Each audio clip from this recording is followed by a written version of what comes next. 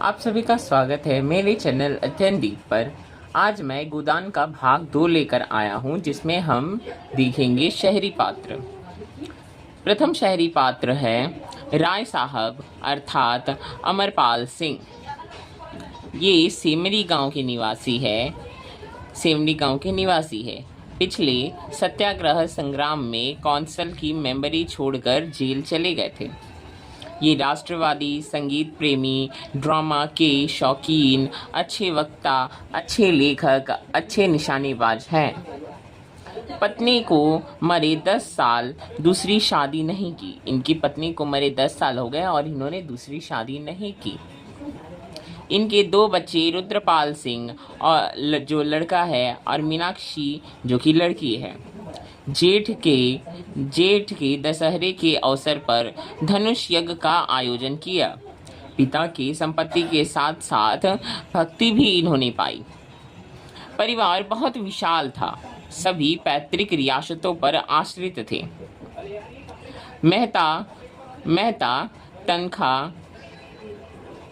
मेहता तनखा खन्ना और ओंकारनाथ राय साहब के सहपाठी थे।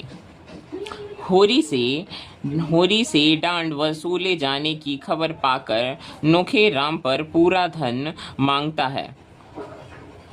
नोखे राम और उसके साथी ओकारनाथ को उसकी खबर देता है। तब राय साहब ने ओकारनाथ की पत्रिका को रिश्वत स्वरूप चंदा देकर मामले को दबा दिया। अब देखेंगे आगे कुंवर दिग्विजय सिंह से बेटी मीनाक्षी का विवाह कराता है।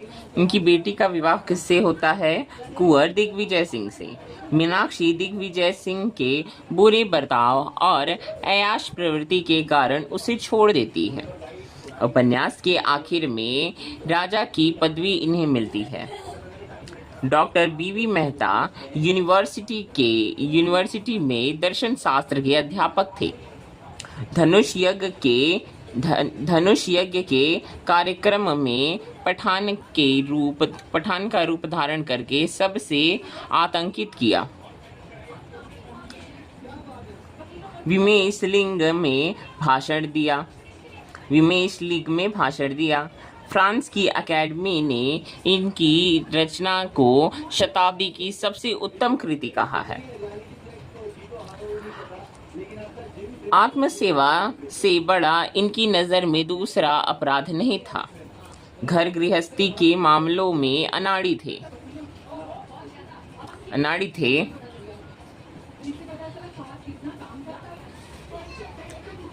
अगला, मिस मालती इंग्लैंड से डॉक्टरी पढ़कर आई थी। नवयुग की साक्षात प्रतिमा थी। झिझक संकोच का अभाव, हाजिर जवाबी, पुरुष मनोविज्ञान की अच्छी जानकार, आमोद प्रमोद को जीवन का तत्व समझने वाली, लुभाने और रिझाने की कला में निपुण थी।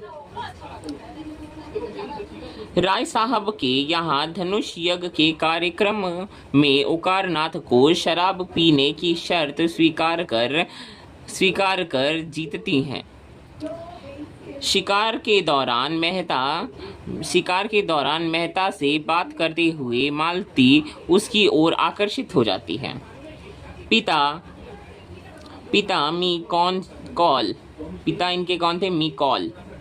2 छोटी बहनें थी, सरोज और वरदा।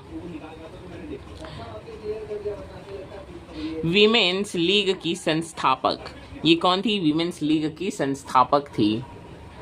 नगर कांग्रेस कमेटी की सभानेत्री चुनी जाती है। ये नगर कांग्रेस कमेटी की सभानेत्री चुनी जाती हैं। मिर्जा खुर्शेद सूफी मुसलमान थे। ये सूफी मुसलमान थे। बड़े दिल्लगी बाज के बेफिक्रे जीव, इनको प्रेमचंद ने कहा है। कारोबार कारोबार चौपट हो जाने के बाद राय साहब और अन्य मित्रों की मदद से लखनऊ में जूते की दुकान खोली। कौंसिल के सदस्य है ये वर्तमान में रहने वाले ये व्यक्ति है, ये वर्तमान में रहने वाले व्यक्ति हैं। शायरी और शराब के शौकीन हैं। बुढ़ों की कबड्डी का आयोजन कराते हैं और कबड्डी में मेहता और खुर्शद आमने सामने होते हैं।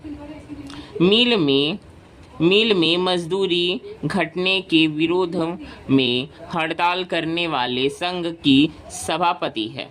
मिल में मजदूरी घटने के विरोध में हड़ताल करने वाले संघ के सभापति है। इस संघ के मंत्री पंडित उकारनाथ थे। वेश्याओं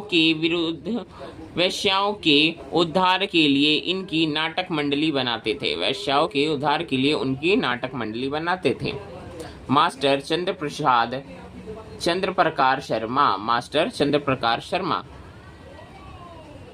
बैंक मैनेजर और शक्कर मिल के मैनेजिंग डायरेक्टर थे। बैंक मैनेजर और शक्कर मिल के मैनेजिंग डायरेक्टर थे। मिस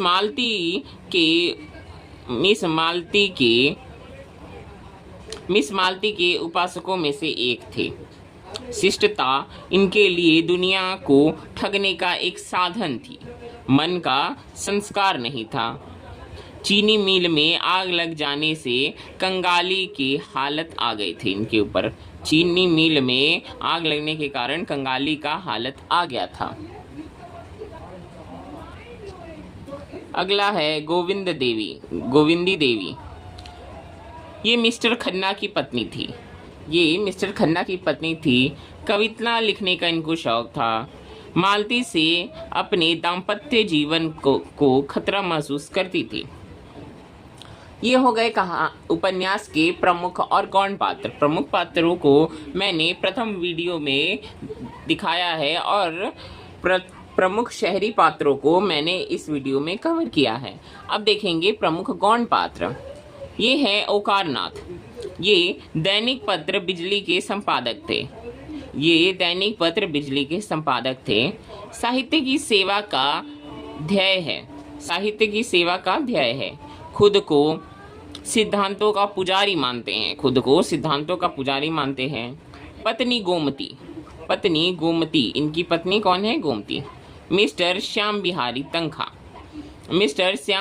तनखा वकील है, परंतु वकालत न चलने के कारण बीमा कंपनी के दलाल हैं।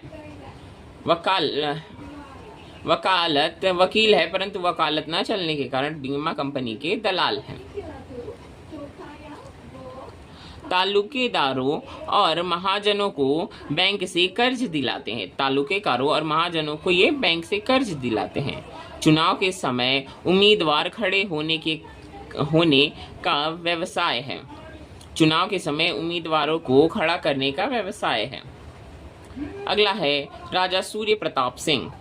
राय साहब के मुकाबले चुनाव लड़ने और हार जाते हैं।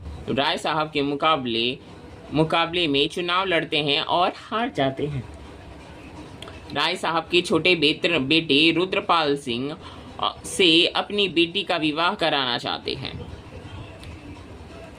विदेश चाहते हैं, परंतु रुद्रपाल मालती की बहन सरोज से शादी करके विदेश चला जाता है।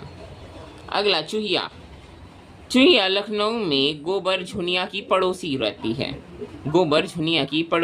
है। झुनिया के गर्भ और गोबर की चोट के बाद उसकी मदद करती है। सरोज मालती की बहन रहती है। मेहता के भाषण में उनके स्त्री संबंधी विचारों का विद्रोह करती है। सरोज मालती की बहन मेहता के भाषण में उनके स्त्री संबंधी विचारों का विरोध करती हैं। ये हो गए प्रमुख गौण पात्र। इसके बाद अगले वीडियो में देखेंगे इस उपन्यास का सार। यहाँ तक हमारी वीडियो से जुड़े रहने के लिए आप सभी का धन्यवाद। आपको हमारा विषय पसंद आ रहा है तो हमारे चैनल को लाइक कीजिए, शेयर कीजिए, कमेंट कीजिए। अगर आपको किसी खास मुद्दे पर या खास विषय पर वीडियो चाहिए तो आप हमें कमेंट कीजिए।